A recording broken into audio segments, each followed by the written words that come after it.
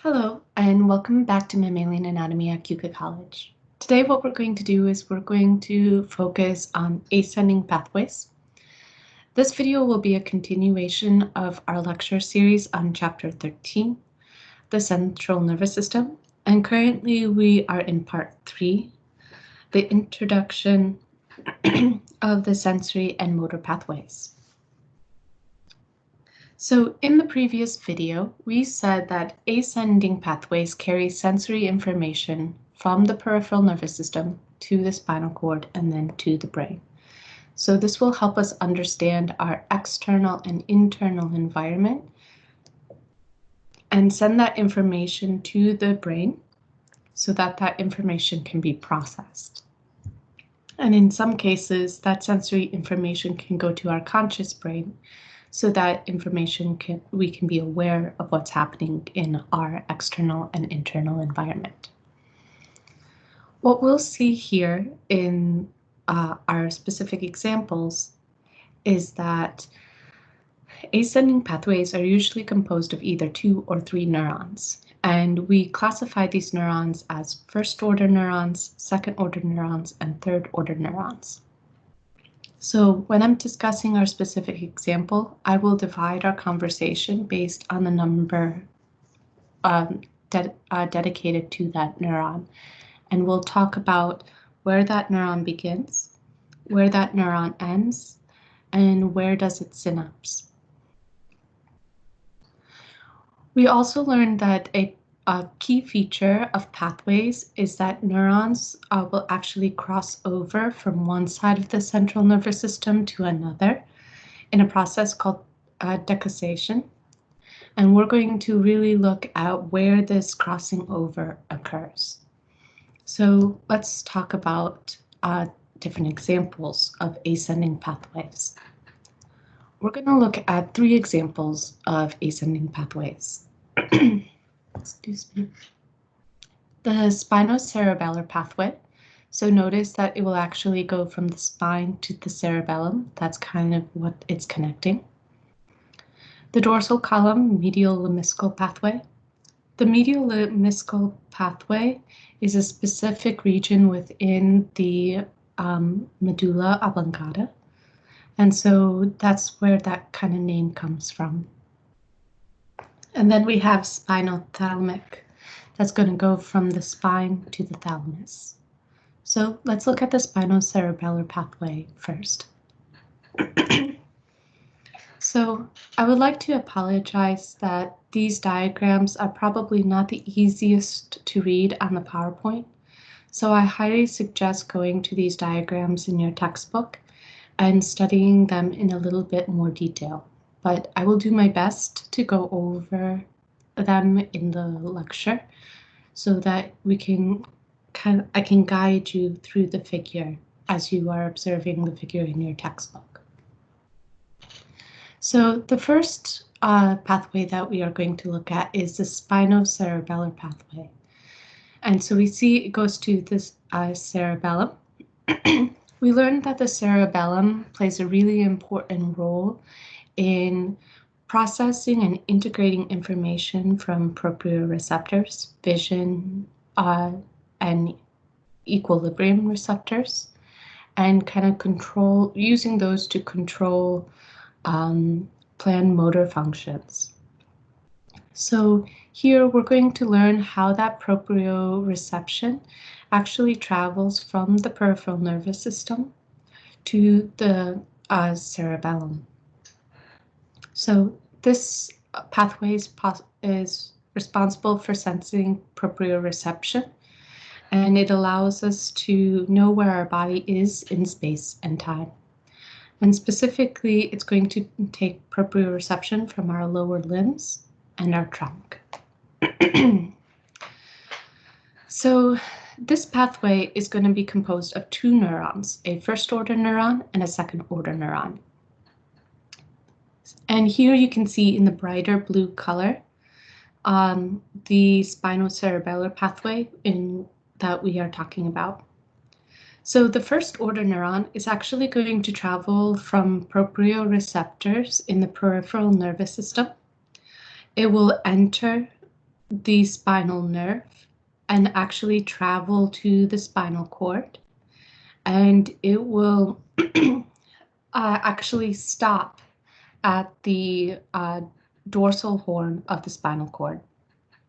So the first order neuron of this pathway starts at the proprioceptors in the peripheral nervous system and ends at the dorsal horn of the spinal cord. And it's going to end at the specific segment of the spinal cord where that information came in. It will then synapse with the second order neuron. The second order neuron will actually start at this segment of the spinal cord, and it will start at the dorsal horn, and it will travel up the spinal cord.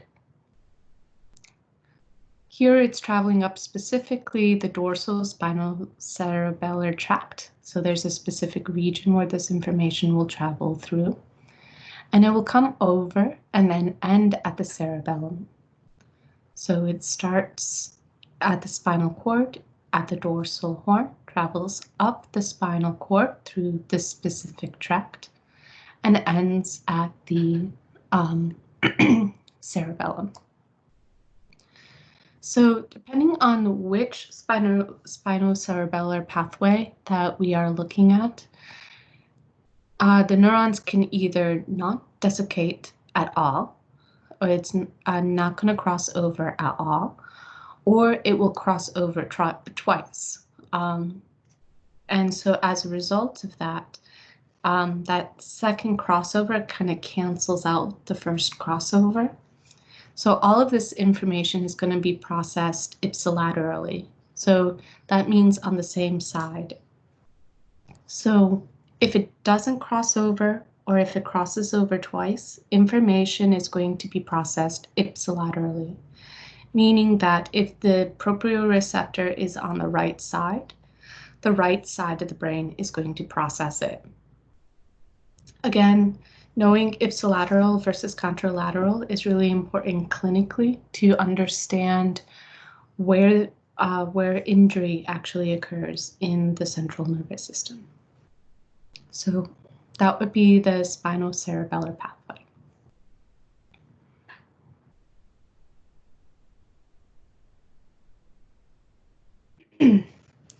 The next pathway that we're going to talk about is the dorsal column medial lemniscal pathway. Lemniscal actually means ribbons, so if you won't need something to help you remember that, that is really one way you can use the etymology to help you out. And so what is the information that this pathway carries? So this information is going to carry info about touch and pressure, and it's going to be very specific to the location where it is in the body. And it's also going to carry conscious aspects of proprioception. So both this pathway and the spinocerebellar pathway carry information about proprioception. However, the spinocerebellar pathway, that information is unconscious. We're not going to be aware of it. Why is that? Consciousness is really going to have to involve the cerebral cortex. And in the spinocerebellar pathway, it only goes to the cerebellum. And so we're not going to be conscious of that information. Here in the dorsal column medial lemniscal pathway, it will go to the cerebral cortex. And so we can actually be able to process it and be consciously aware of that proprioception.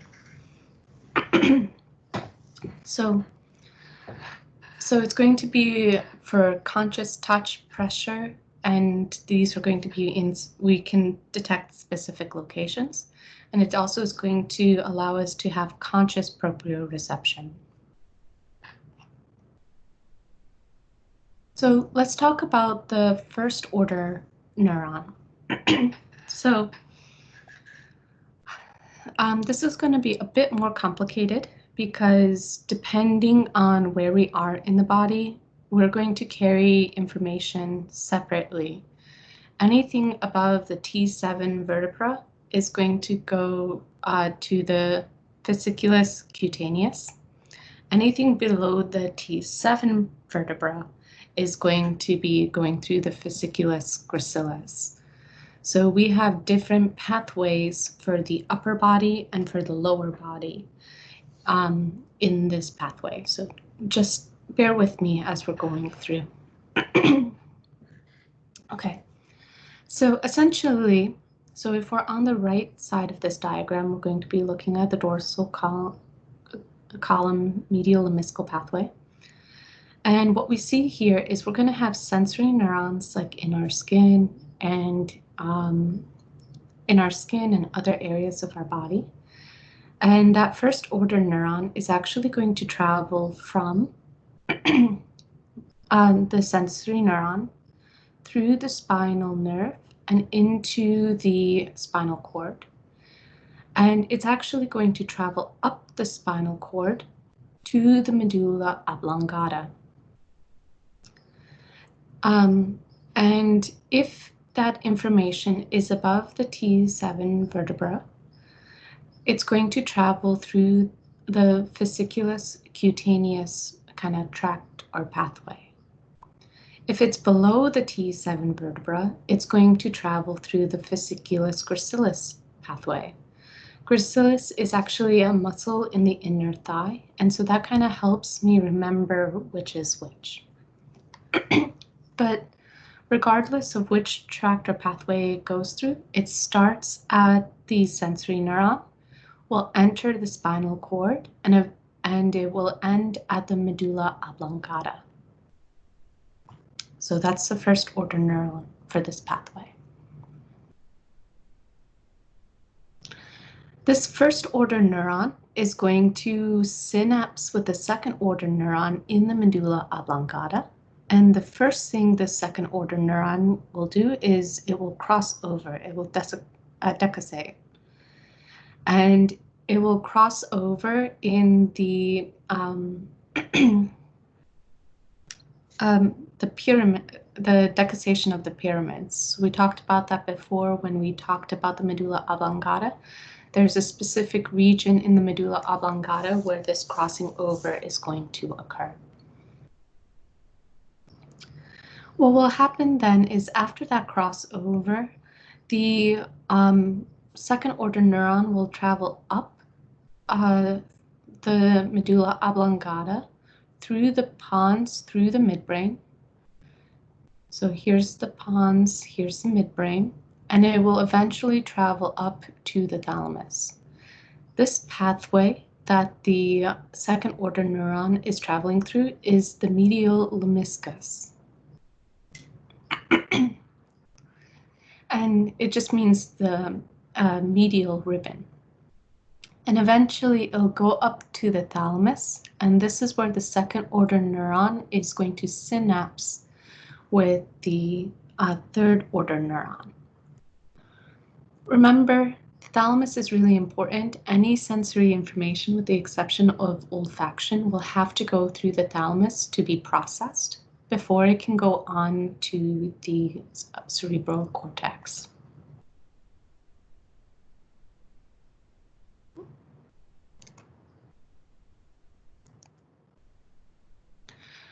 We then have the third order neuron. The third order neuron is going to synapse with the second order neuron in the thalamus. And this third order neuron will travel from the thalamus to the cerebral cortex. And the third order neuron is going to send this information to specific regions of the cerebral cortex. Particularly, it's going to send it to the primary somatosensory cortex, and different regions of the primary somatosensory cortex is associated with different regions of the body. And so this information will be processed, and we're going to have conscious awareness of this sensory information, and it can help us precisely locate where this sensory information is coming from. As we've seen, there is a crossover that occurs, within this dorsal column medial lemniscal pathway, that crossing over is going to occur in the medulla oblongata.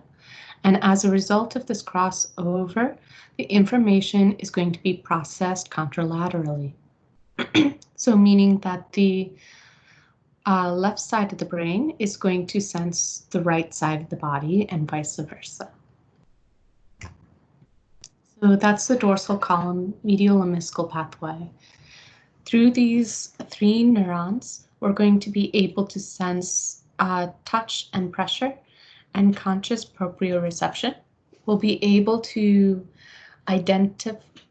we'll be consciously aware of this information and be able to identify the specific location where this information is coming from.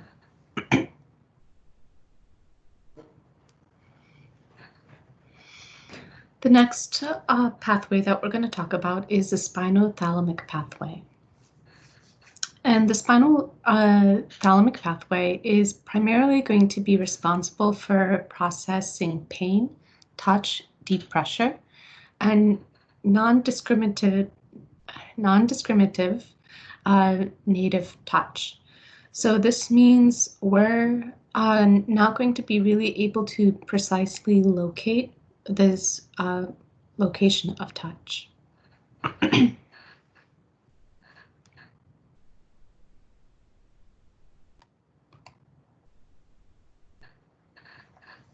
Oops. So let's first talk about the first order neuron. The first order neuron is going to start at the sensory receptor. So here we have a pain receptor, a noise receptor detecting that pain. And what will happen is that first order neuron will travel to the spinal nerve and eventually to the spinal cord, and it will end at the dorsal horn of the spinal cord. Again, as in the dorsal column medial lemniscal pathway, the information is going to be separated from the upper body and lower body, so we can process this information kind of through individual pathways. So the first order neuron is going to start at the sensory receptor and end at the spinal cord at the dorsal horn.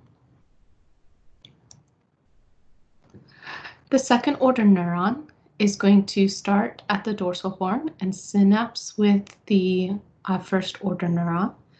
And what will happen is the second order neuron is going to cross over or decussate right in the spinal cord at the same segment where that neuron, the first order neuron, came in. So it's going to cross first before it travels up the spinal cord.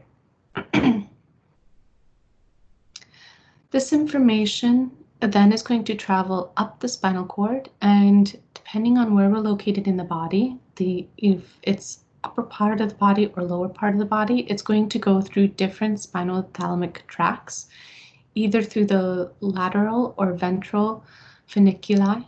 So again, there is specific organization for where this information is going to be kind of collected, and everything is going to be organized based on the body plan.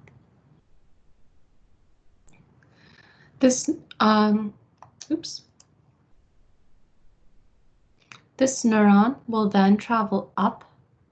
So the second one will start at the dorsal horn, cross over, and then it will actually travel up to the thalamus. So again, the thalamus is really important because all sensory information except for olfaction has to go through the thalamus to be processed and organized before it travels on to the cerebral cortex. So the second order neuron will start at the dorsal horn of the spinal cord, cross over, and travel up to the thalamus.